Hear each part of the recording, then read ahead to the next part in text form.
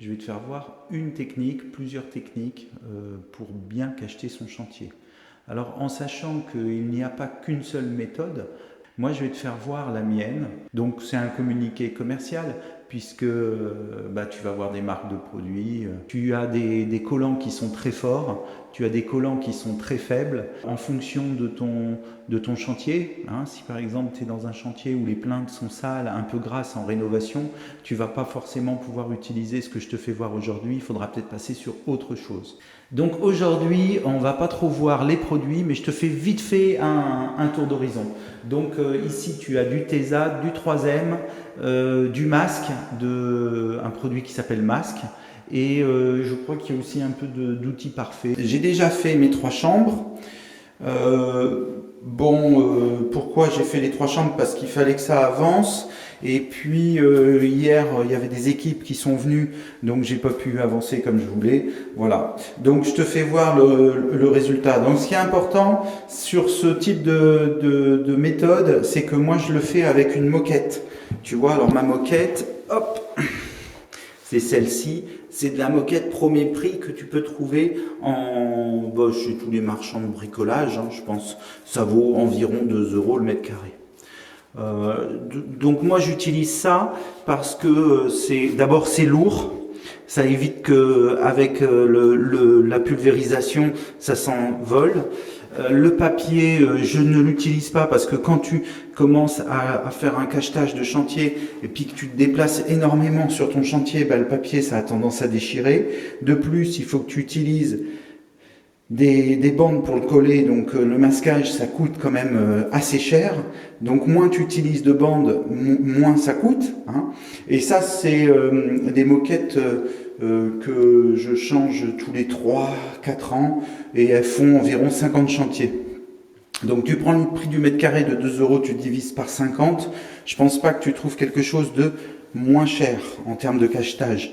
Et donc c'est ce qu'il y a de plus écologique que j'ai trouvé, parce que mine de rien, si tu mets du plastique, eh bien tu es obligé de changer à chaque plastique, à chaque chantier. Bon, moi je fais entre 12 et 17 chantiers par an, donc si je dois balancer le plastique, tu t'en sors plus quoi, hein, tu crées des poubelles énormes. Donc ça, c'est très bien. Alors au bout d'un moment, tu vois, elles sont toutes sales, ça prend la poussière, mais c'est pas grave.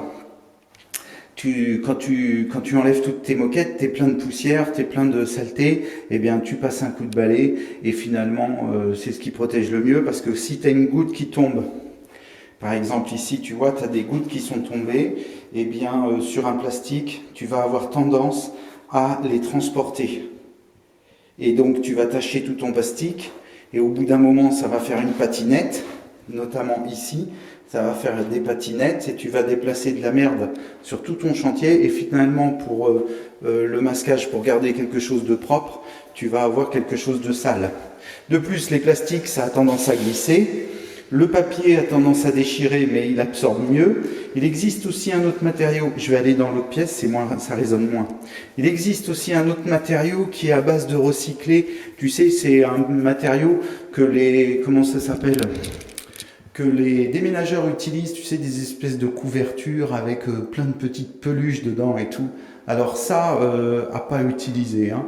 J'en avais acheté un petit peu, j'ai dû prendre 100 mètres carrés. Et j'ai fait un chantier avec, laisse tomber. Dès que tu pulvérises avec ce produit-là, tu as de la merde qui vient se coller, qui se détache de ce type de matériau, puisque c'est du recyclé, et qui vient se coller sur ton mur.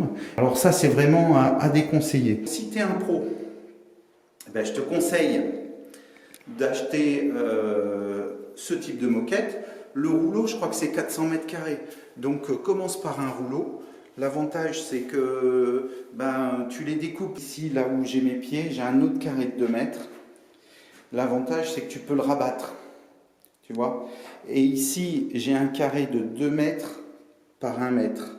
Voilà, donc pour cacheter ce genre de pièces, ce qui est intéressant, c'est des 2 mètres par 2 mètres, 1 mètre par 2 mètres, 1 mètre par 1 mètre. Tu fais des modules, en fait. Donc avec ça, tu peux tout faire, les petites pièces. Pour les couloirs, c'est différent, parce que les couloirs souvent sont ou en 90 ou en 80 ou en 100. Pareil, bon là je crois qu'on est en toilette suspendue, je ne sais plus. Ouais, donc là on est en toilette normale. Attends, je t'ouvre bien la porte.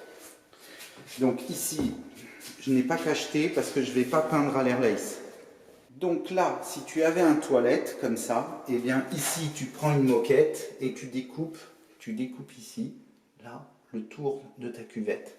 Et après, c'est une moquette qui te servira. Alors, faut pas la découper trop large, tu la découpes à chaque fois que tu en as besoin sur un chantier. Et tu verras qu'avec une ou deux traces de moquette de WC, ça te fera 90% de tous tes chantiers.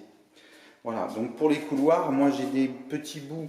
Alors évite de couper des petits bouts pour les couloirs, coupe plutôt des longs morceaux fins. Par exemple, tu vois, là, si tu coupais un morceau de 2 mètres par 80, ça serait très bien pour ce chantier.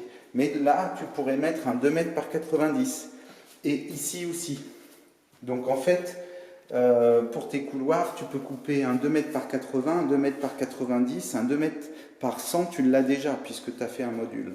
Alors si tu es un particulier et que tu veux peindre à l'airlace, évidemment tu ne vas pas acheter 400 mètres carrés de moquette à 2 euros parce que ça va te coûter déjà 800 balles hors taxe.